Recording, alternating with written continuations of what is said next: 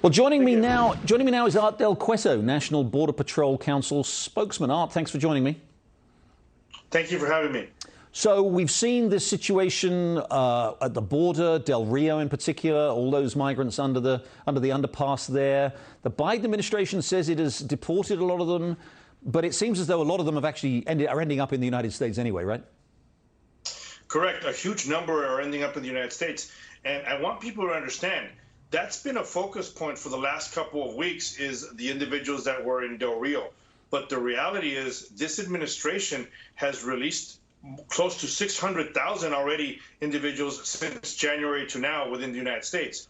In addition, there's an additional close to over 300,000 people that crossed that we call the gotaways, those that they don't know who they are or where they came through.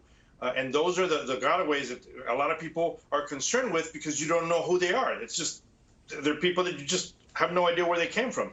That's close to 1 million individuals from January until now. That's a serious problem. That is an extraordinary number.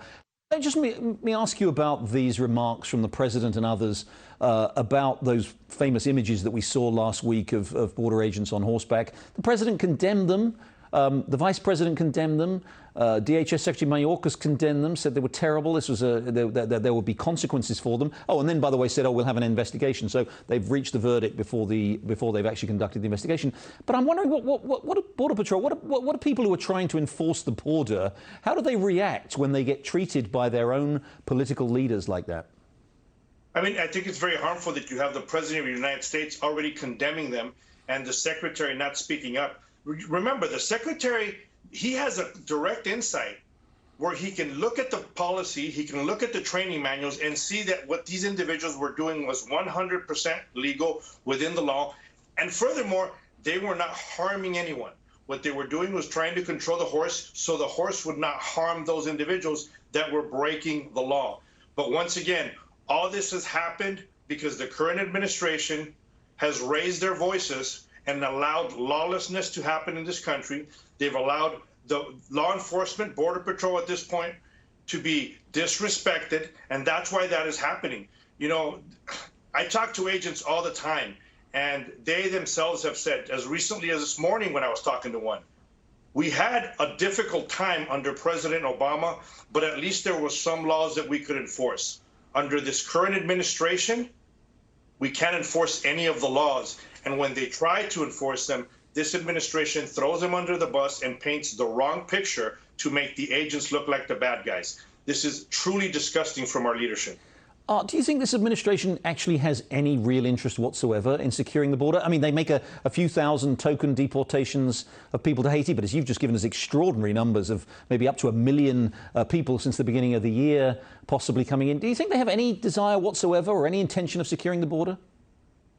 I just think they don't understand what they're doing to begin with. Their hatred of the last administration and the last president is so severe that they've removed all those policies that have actually worked, and now they're caught behind the 8 ball. And we'll see this. This will damage the United States. I hate to sound like a fearmonger, but this will damage the United States for future generations, because these individuals that are released with an NTA, they won't show up. Their court date won't be for several years from now. And a lot of them won't bother to show up to begin with. This is something that's going to affect us for many, many years to come. And it's the signal it sends to the rest of the world, it seems to me, is, you know, if you can somehow find your way to Central America and north through Mexico, you're in. You're into the United States, the richest, the most prosperous country in the world. Who wouldn't leave their country if they could and join that caravan?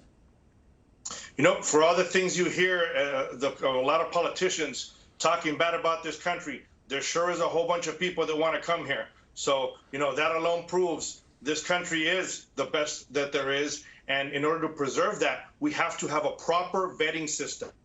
I am 100% for immigration, but it has to be legal immigration. There has to be a vetting system that is enforced, and our leadership needs to understand that.